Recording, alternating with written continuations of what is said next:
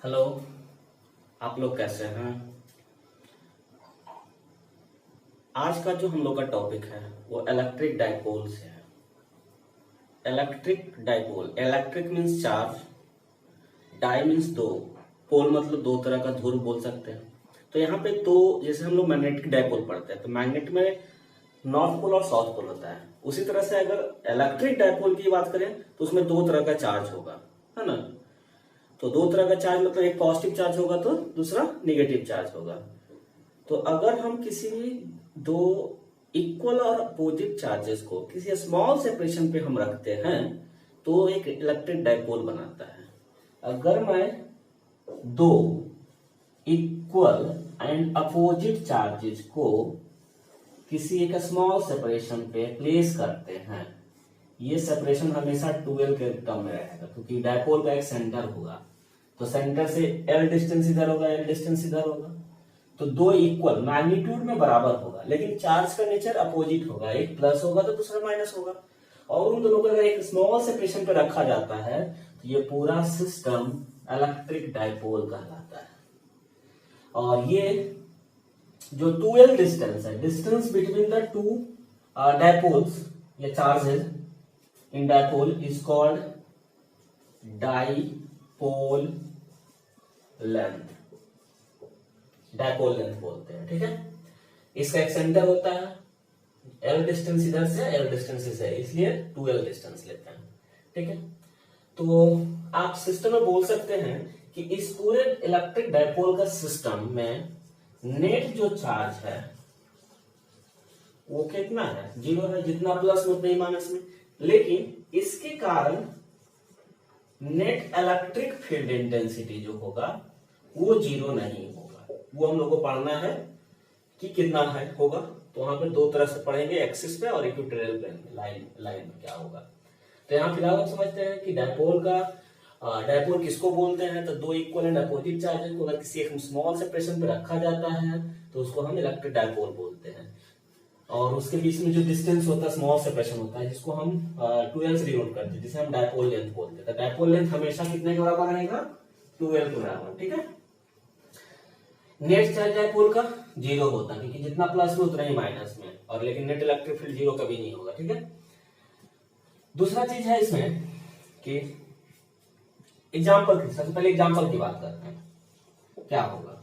जैसे आप लोग NaCl पढ़ते हैं केमिस्ट्री में, तो ये एक्चुअली दो, इसको आयनाइज फॉर्म में रहता है तो Na और Cl एक बॉन्ड से बना रहेगा, Cl Na प्लस रहेगा, Cl भी माइनस रहेगा, मतलब एक प्लस चार्ज इस पे एक माइनस चार्ज इस पे, दोनों में बीच में कुछ बॉन्ड लेंथ होगा। तो ये बता सकते हैं कि ये कैसा बिहेव करेगा, इलेक्ट्रिक डाइपोल कैसा बिहेव करेगा। अगर हम देख सकते हैं Cl भी होगा तो H पे प्लस और Cl पे माइनस होगा। आप H2O में भी देख सकते हैं, वाटर मॉलिक्यूल में भी देख सकते हैं। ऑक्सीजन 105 डिग्री के अराउंड में होता है ये एंगल, H प्लस, इसमें O माइनस होता है, 2 माइनस होता है, एक माइनस इसके साथ एक माइनस इसके साथ हो जाएगा, तो यहाँ पे एक डाइपोल बनेगा, यहाँ से एक डाइपोल बनेगा। तो इस तरह से जो आयंस के फॉर्म में आ सकते हैं। तो दो छोटा सा है, यहाँ पे बॉन्ड लेंथ बहुत छोटा होता है, इसीलिए हमेशा जब भी इलेक्ट्रिक डाइपोल बनता है तो उसका लेंथ बहुत छोटा होता है, ठीक है। तो बहुत सारे एग्जांपल्स हैं। अब इसमें टर्म आता है इलेक्ट्रिक डाइपोल मोमेंट। किसी भी डाइपोल का अपना डाइपोल मोमेंट होता है, तो वो इलेक्ट्रिक डाइपोल मोमेंट डिनोट करते हैं टर्म्स, मैंने क्या बोला, इलेक्ट्रिक डाइपोल मोमेंट डिनोट करते हैं P से, कैपिटल P से, एक वेक्टर क्वांटिटी है। इलेक्ट्रिक डाइपोल मोमेंट डिनोट करते हैं P वेक्टर से। इलेक्ट्रिक डाइपोल मोमेंट क्या होता है, पहले इसके मैग्नीट्यूड की बात करते हैं। Electric dipole moment is the product of either charge, कोई एक मैग्नीट्यूड ऑफ आइदर चार्ज, कोई एक चार्ज लीजिए, और into separation of charges between them, है ना। क्या बोले, इलेक्ट्रिक डाइपोल मोमेंट का मैग्नीट्यूड डिफाइन होगा प्रोडक्ट ऑफ चार्ज, आइदर एक चार्ज का magnitude into separation between this two charges into 2l। तो P बराबर हो गया 2ql formula, electric dipole moment का फार्मूला आ गया। ठीक है, अगर इसकी यूनिट की बात करें, चार्ज और डिस्टेंस का मीटर, तो आप कूलम्ब मीटर लिख सकते हैं, कूलम्ब मीटर। ठीक है, सी बड़ा एम छोटा, कूलम्ब मीटर। डायमेंशनल फार्मूला की बात करें,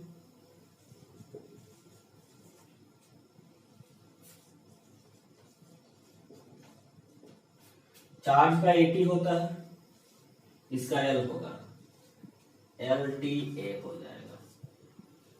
ठीक है, ये तो मैग्नीट्यूड हुआ इलेक्ट्रिक डायपोल मोमेंट का। डायरेक्शन क्या होगा, तो डायरेक्शन हमेशा इलेक्ट्रिक डायपोल मोमेंट का negative charge to positive charge की तरफ होता है। Always it is towards positive charge from negative charge, negative charge से पॉजिटिव, इस तरह से डायरेक्शन होगा। Its direction is always from negative to positive charge, हमेशा नेगेटिव चार्ज से पॉजिटिव चार्ज की तरफ इसका क्या होता है, इलेक्ट्रिक डायपोल मोमेंट का डायरेक्शन होता है। फार्मूला हमेशा 2ql। एक एग्जांपल लेके यहां से चलते हैं।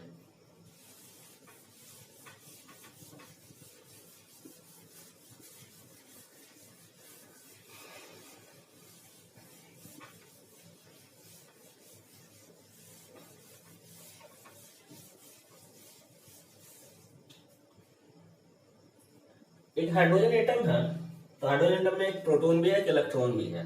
तो जितना पॉजिटिव चार्ज उतना ही नेगेटिव चार्ज है। In hydrogen atom the proton and electron are separated by a distance of 2.29 into 10 to the power 2.29 into 10 to the power -11। तो ये है हाइड्रोजन एटम के बीच में एक प्रोटॉन है, एक प्लस चार्ज है, और ऑर्बिट में एक इलेक्ट्रॉन है। तो इन दोनों के बीच का जो सेपरेशन है वो ये दिया हुआ है। इसका मतलब दोनों का सेपरेशन 12 दिया हुआ है ना, 5.29 into 10 to the power -11 metre. ठीक है, find the magnitude and the direction of electric dipole moment for this atom. इसके लिए आपको निकालना है डायपोल मोमेंट का मैग्नीट्यूड और डायरेक्शन। तो डायरेक्शन तो हमेशा इलेक्ट्रॉन टू प्रोटॉन होगा, negative charge to positive charge. Dipole moment क्या होगा, तो फॉर्मूला जानते हैं, 2ql होता है। q क्या होगा, किसी एक चार्ज का एलिमेंट्री चार्ज ही होगा, एक प्रोटॉन बोले एक इलेक्ट्रॉन बोले, दोनों पे तो बराबर चार्ज होता है, एलिमेंट्री चार्ज का 1.6 into 10 to the power -19। और 2l डिस्टेंस कितना दिया हुआ, 5.29 into 10 to the power -11। दोनों को मल्टीप्लाई कर लेंगे, है ना, जो भी आएगा यूनिट क्या बोले, कूलम्ब मीटर हो जाएगा आंसर। क्लियर है, कभी भी ये डिस्टेंस को l मत मानना, क्योंकि ये हमेशा दोनों चार्ज के बीच, तो ये 2l के ही बराबर है। गलती यही होती है कि डिस्टेंस को l मान लेते हैं, फिर 2 भी ऐड कर लेते हैं। नहीं, ये टोटल डिस्टेंस जो है दोनों चार्ज के बीच में वो 2l के बराबर आएगा। वो आगे जाके हेल्प मिलता है, जब सेंटर से कहीं डिस्टेंस रहता है तो l लिया जाता है। चलिए क्वेश्चन क्लियर हुआ।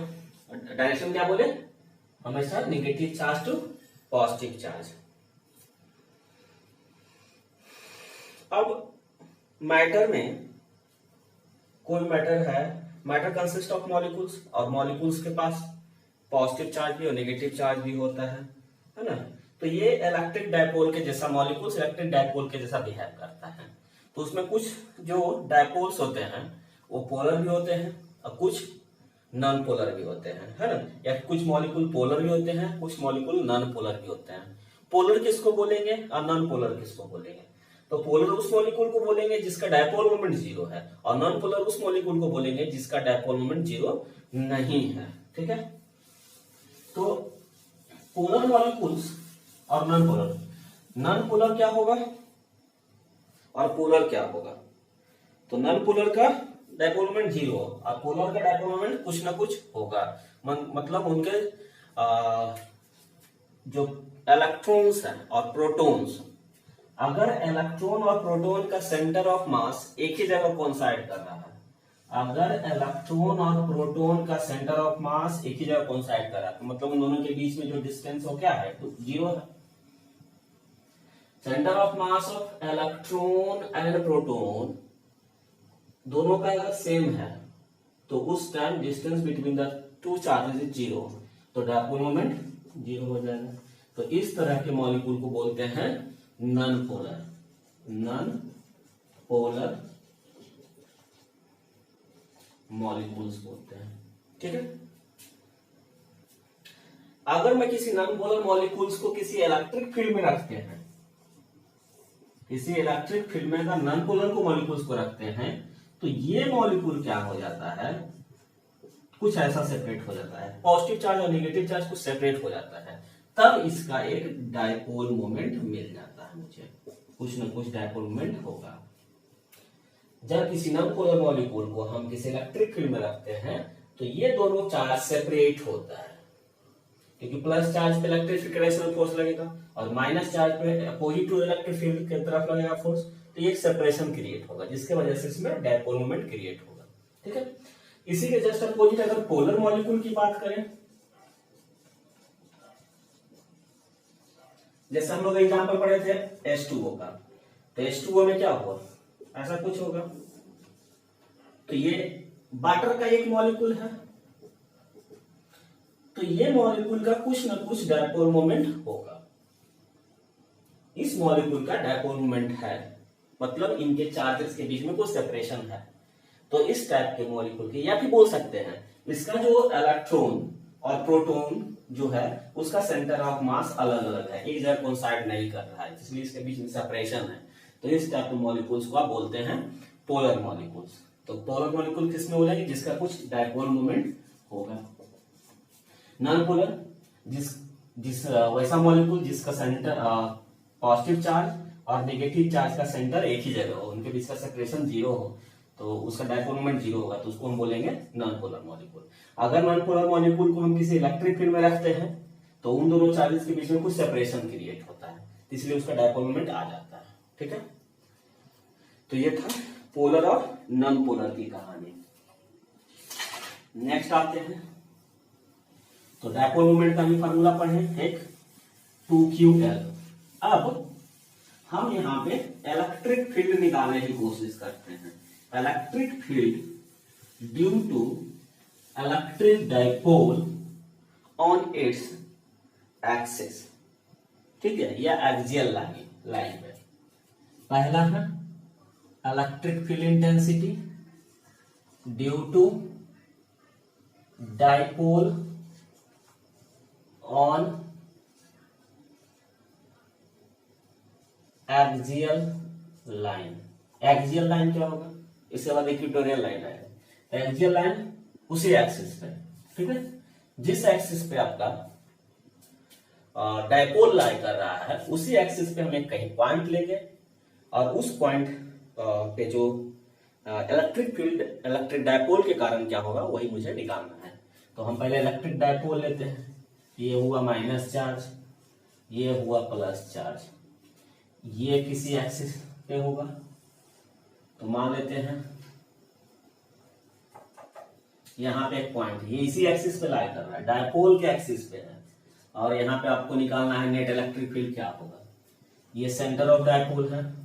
सेंटर ऑफ डायपोल हमेशा डिस्टेंस रहता है किसी भी पॉइंट का, तो सेंटर ऑफ डायपोल से रहता है। तो सेंटर ऑफ डायपोल से r डिस्टेंस पे एक पॉइंट P है जहां पे निकालना है आपको क्या, इलेक्ट्रिक फील्ड इंटेंसिटी। ठीक है, आप r भी ले सकते हैं, कोई भी वेरिएबल हो सकता है। ये टोटल डिस्टेंस कितना था, 2l, मतलब l यहां से l इधर। ठीक है, अब इस प्लस चार्ज के कारण देखिए इलेक्ट्रिक फील्ड किधर होगा, तो प्लस के कारण हमेशा दूर होता है, तो इस पॉइंट पे प्लस के कारण जो इलेक्ट्रिक फील्ड होगा इधर होगा। माइनस के कारण इधर होता है, किस पॉइंट पे माइनस के कारण जो इलेक्ट्रिक फील्ड होगा ये जस्ट अपोजिट इधर आएगा, तो नेट फील्ड जस्ट अपोजिट में तो घट जाएगा। ठीक है, तो पहले electric field intensity due to plus Q charge at P, तो ये डिस्टेंस कितना होगा पहले, तो ये पूरा r है, तो ये डिस्टेंस हो जाएगा इतना घट जाएगा, ये l है, ये टोटल 2l है, तो ये l होगा, तो ये डिस्टेंस मिल जाएगा कितना, r माइनस एल। तो E electric field due to plus charge, K एक पॉइंट चार्ज है तो के क्यू बटा आर स्क्वायर होता है, R मतलब कितना, r माइनस एल का whole square, equation 1। Similarly electric field intensity due to minus Q charge at P, इस P पॉइंट पे माइनस क्यू चार्ज के कारण होगा। तो ये पूरा डिस्टेंस क्या हो जाएगा, R तो ये हुआ, L और हुआ, तो total distance R plus L हो जाएगा। तो E माइनस बराबर के Q by R plus L का होल स्क्वायर, क्योंकि अब डिस्टेंस यहां से यहां होगा, तो इतना R है, तो ये टोटल L हुआ, तो टोटल डिस्टेंस कितना हो गया, R प्लस L का होल स्क्वायर। Equation number 2। कौन बड़ा वैल्यू है, बड़ा वैल्यू ये है, क्योंकि ये छोटे वैल्यू से डिवाइड करें तो बड़ा वैल्यू ये होगा, ठीक है, और ये कम है, तो नेट निकालना है तो हम ई प्लस में ई माइनस घटा देंगे। तो net electric field intensity at P is, तो E बराबर हो जाएगा क्या, E प्लस अपोजिट में है माइनस, माइनस हो गया, घटा दिए, वैल्यू पुट करिए, के क्यू बटा R माइनस एल का होल स्क्वायर माइनस के क्यू बटा R प्लस एल का होल स्क्वायर। दोनों में कॉमन है के क्यू, E बराबर के क्यू कॉमन है, यहां बच गया क्या, 1 बाई R माइनस एल का होल स्क्वायर, और यहां बच गया 1 by R plus whole square के क्यू। एलसीएम लेते हैं, a plus B into A minus B का होता है formula, A square minus B square हो जाता है का होल स्क्वायर, क्योंकि स्क्वायर भी बाहर है, यहाँ पे आ जाएगा r प्लस एल का होल स्क्वायर, और यहाँ पे आ जाएगा r माइनस एल का होल स्क्वायर। तो a प्लस बी का whole square minus a minus B square 4ab होता है के क्यू, क्योंकि a square plus b square, इसमें भी होगा a square plus b square, minus plus cut जाएगा, यहाँ 2ab बचेगा, यहाँ माइनस माइनस प्लस 2ab और बचेगा, तो 2ab प्लस 2ab 4ab, तो ये बच जाएगा कितना, ऊपर में 4rl बाई ये कितना आ गया, r square minus L square का होल स्क्वायर, ठीक है। अब हम जानते हैं क्या, इसका डायपोल मोमेंट कितना P बराबर, तो 2ql के बराबर होता है, डायपोल मोमेंट बराबर होता है, ठीक है, जो हमेशा डायरेक्शन क्या होगा, माइनस से प्लस के तरफ इधर होगा, उसी तरफ नेट भी जा रहा है, E बराबर, क्योंकि E प्लस बड़ा था, जिधर P है उधर E प्लस है, के 2k R और बच गया 2ql, एक साथ कर दिए, 2 इंटू 2 4, Q और L एक साथ कर दिए, क्योंकि डायपोल मोमेंट हो जाएगा, by R square minus L square का होल स्क्वायर, डायपोल मोमेंट हो गया, तो E बराबर आ गया 2kr into P by R square minus L square का होल स्क्वायर। तो ये इलेक्ट्रिक डायपोल मिला। अगर वेक्टर के फॉर्म में बोलेगा तो जिधर P वेक्टर का डायरेक्शन है उधर ही तरफ नेट आ रहा है, क्योंकि E प्लस बड़ा है, तो E प्लस में घटा E माइनस, तो जो प्लस का E प्लस का डायरेक्शन है वही होगा P का, तो जो P का डायरेक्शन हो ये E प्लस का डायरेक्शन है, मतलब net electric field towards the P vector होगा। तो E वेक्टर बराबर लिख सकते हैं आप 2kr P वेक्टर बटा R square minus L square का होल स्क्वायर, ठीक है, ये यहां होगा। इसमें एक कंडीशन आता है, चूंकि आपका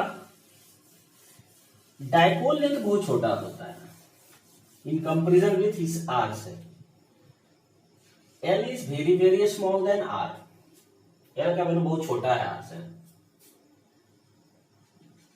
सो यहां पे आइए R square minus L square का नियर अबाउट, बहुत छोटा वैल्यू उसमें घटाएंगे तो नियर अबाउट R स्क्वायर के बराबर ही रहेगा, तो यहां रिप्लेस करिए, क्या यहां से मैग्नीट्यूड वाला टर्म में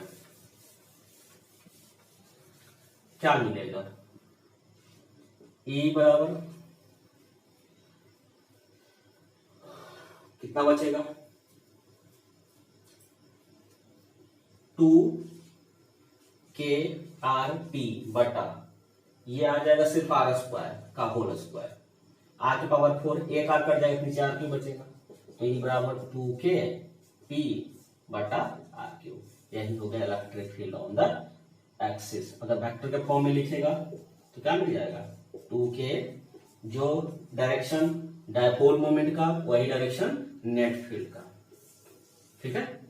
तो इलेक्ट्रिक फील्ड है वो इनवर्सली प्रोपोर्शनल किसका हो गया है, आर क्यू का। ये कंक्लूजन मिला मुझे, कहां पे, on the axis of dipole, या उसको बोलते हैं axial line, axial line on the axis of dipole, ठीक है। यहां तक क्लियर है। एक न्यूमेरिकल की बात करते हैं, नोट डाउन कर लीजिए।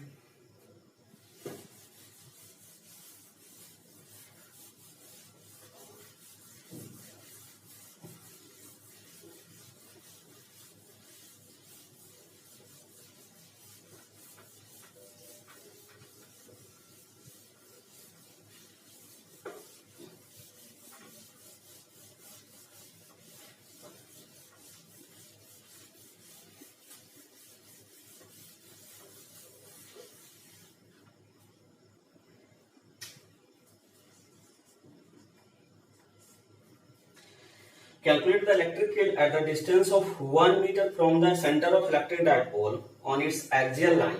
The electric dipole consists of two equal and opposite charge of magnitude 2 into 10 power minus 14 coulomb. जो चार्ज दिया हुआ है 2 into 10 power minus 14 coulomb है each charge, मतलब प्लस भी नहीं है माइनस में भी नहीं है, are separated by a distance of 2 into 10 power minus 4 metre. और जो डिस्टेंस है मतलब 12 है इसके बीच में, वो 2 into 10 to the power minus 4 metre दिया हुआ है ना। तो निकालना आपको जो आर सेंटर से जो दूरी है आर का वैल्यू वो 1 मीटर दिया हुआ है। तो इसके कंपेरिजन में आर बहुत बड़ा है ना। तो फॉर्मूला एक्सियल लाइन पे है तो अभी क्या फॉर्मूला पड़े इलेक्ट्रिक फील्ड इंटेंसिटी का, 2 kp बटा आर क्यू पड़े, मैग्नीट्यूड नहीं पड़े। 2 इंटू के का value 9 into 10 to the power 9 पढ़ते आ गए। डायपोल मोमेंट पहले निकाल लेते हैं यहाँ पे, तो P बराबर होता है 2ql, q का वैल्यू कितना 2 into 10 to the power minus 14, और 2l का डिस्टेंस कितना है 2 into 10 to the power minus 4, कितना हो गया 4 into 10 to the power minus 18 coulomb metre. तो आ गया 4 into 10 to the power minus 18 by R Q, 1 का क्यू कितना हो गया 72 into 10 to the power minus 9, या लिख सकते हैं 7.2 into 10 to the power minus 8 newton per coulomb. Answer हो गया।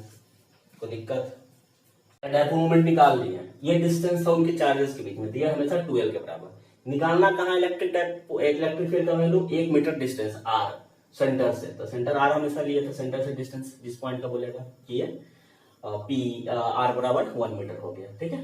अब यहाँ फॉर्मूला क्या यूज करेंगे, तो देखो यहाँ पे दिया हुआ था कि आर का वैल्यू 1 मीटर है, मतलब ये आर बहुत बड़ा है, किससे एल से, 2l से बोल सकते हैं एल से, ठीक है। तो आर बहुत बड़ा है तो डायरेक्ट फॉर्मूला ये यूज करेंगे। अगर नियर अबाउट रहता तो आर स्क्वायर माइनस स्क्वायर का होल स्क्वायर, और ऊपर आर लिखता था। तो इस पर क्वेश्चन में देखना पड़ेगा आपको दिया हुआ क्या है। क्लियर है यहाँ तक। आगे बढ़े दूसरा, ये तो पहला हुआ एक्सियल लाइन पे, दूसरा आता है इक्वेटोरियल लाइन पे। इक्वेटोरियल मतलब एक ऐसा पॉइंट जो दोनों डायपोल से इक्वल डिस्टेंस पे लाइन, दोनों चार्जेस से इक्वल डिस्टेंस पे रहा है, एक ऐसा लाइन। इक्वेटोरियल लाइन क्या होगा,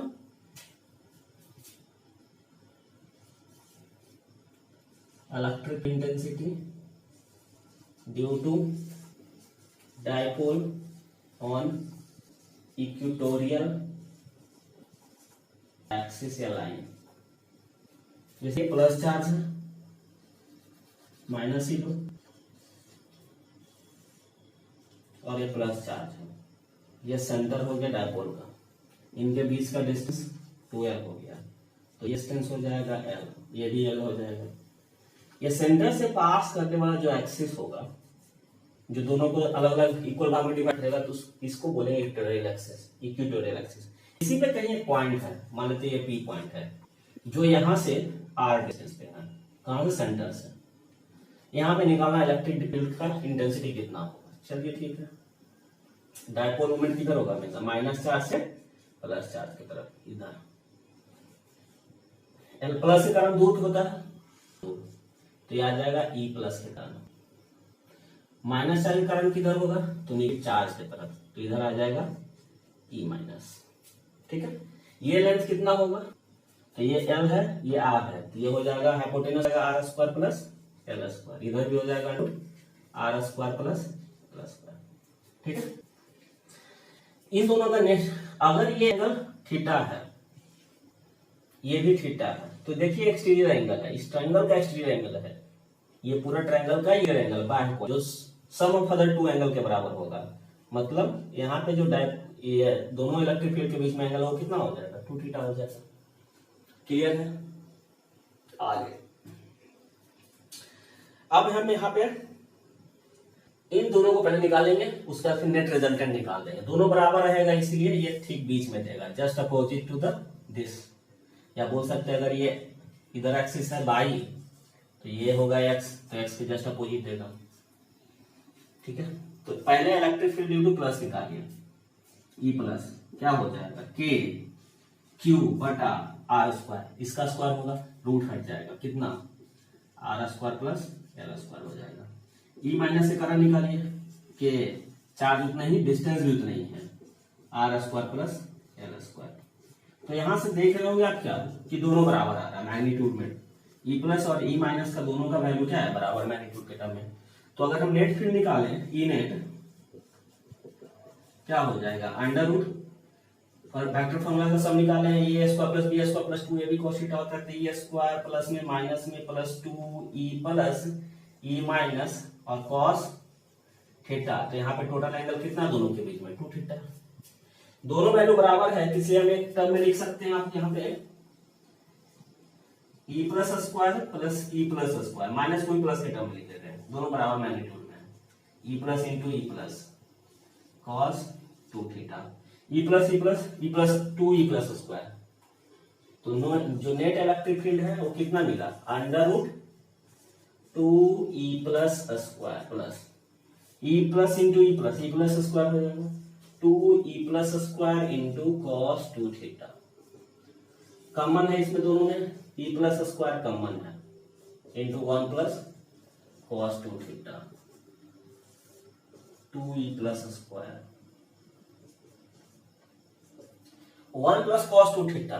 ट्रिगोमेट्री में पढ़े आप लोग, 2 cos स्क्वायर थीटा के बराबर होता है, 1 plus cos 2 theta 2 cos square theta के बराबर होता है, 2 cos स्क्वायर थीटा के बराबर होता है। ठीक है, मल्टीप्लाई कर लीजिएगा, 2 2 जा 4, रूट से बाहर निकलेगा 2, ई प्लस स्क्वायर, ई प्लस निकलेगा cos square theta, cos theta निकलेगा, ये आ गया ई नेट।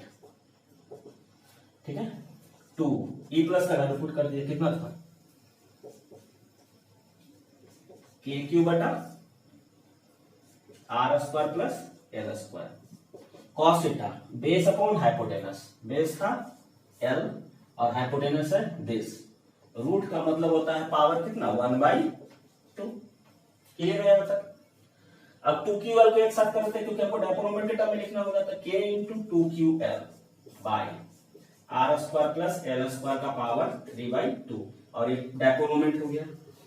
तो नेट इलेक्ट्रिक फील्ड आ गया केपी बटा R square plus L square का पावर 3/2, वहां आया था 2 केपी बटा, और वहां आर भी था, और नीचे सिर्फ square.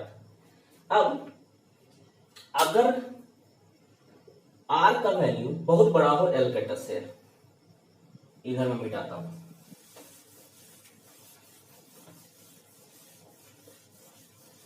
if r is very greater than l, तो फिर से R square plus L square का वैल्यू नियर अबाउट किसके बराबर, आर स्क्वायर के बराबर हो जाएगा, बड़ा वैल्यू है तो ई नेट बराबर क्या मिल जाएगा आपको, के पी बटा क्या होगा आर स्क्वायर, नीचे हो जाएगा सिर्फ का पावर 3/2, 2 2 कैंसिल, क्यू हो गया, तो ई नेट बराबर कितना आ गया, के पी बटा आर क्यू। ठीक है, लेकिन मैग्नीट्यूड के टर्म में, लेकिन अगर वेक्टर के टर्म में देखें तो ई नेट जो है वो पी के अपोजिट है जस्ट। तो जब वहां पे लिखेंगे तो यहाँ पे लिखेंगे माइनस के पी वेक्टर बटा आर क्यूब, क्योंकि डायरेक्शन जस्ट अपोजिट है। डायपोल मोमेंट के just opposite net electric field मिलता है मुझे, दोनों वेक्टर का रिजल्टेंट। ठीक है, यहाँ पे भी इलेक्ट्रिक फील्ड जो है वो क्या है, inversely proportional to 1 by R cube का है। बस अंतर है, वहां पे 2 kp बटा आर क्यूब आया था, यहाँ पे kp बटा आर क्यूब आया था। एक्सियल पे 2 kp बटा आर क्यूब और इक्वेटोरियल पे kp बटा आर क्यूब, है ना। तो यहाँ तक हम लोग इलेक्ट्रिक फील्ड इंटेंसिटी पढ़े डायपोल के कारण, है ना। नेक्स्ट क्लास में हम नेक्स्ट जो वीडियो लेक्चर में हम लोग जो पढ़ेंगे वहां पे पढ़ेंगे जब मैं किसी इलेक्ट्रिक डायपोल को किसी इलेक्ट्रिक फील्ड में प्लेस करता हूं तो वहां पे उसमें रोटेशन क्रिएट होता है, रोटेट करने लग जाता है, तो उसमें कितना टॉर्क आता है, important for the JEE and NEET, है ना। डायपोल से आपको क्वेश्चन मिलता ही मिलता है, इसलिए इसको नेग्लेक्ट नहीं कर सकते हैं। एंड द बोर्ड के लिए आप अगर बोर्ड देते हैं तो वहां पे ये प्रूफ आता है, कौन सा, जो आज पढ़े हम लोग, इलेक्ट्रिक डायपोल के कारण इलेक्ट्रिक फील्ड या तो एक्सियल पे या तो इक्वेटोरियल पे, दोनों में से कोई एक पूछ सकता है। ठीक है, thank you for watching. Next video जरूर देखें अपने इलेक्ट्रिक डायपोल मोमेंट को, इलेक्ट्रिक डायपोल को क्लियर करने के लिए। ठीक है, थैंक्स।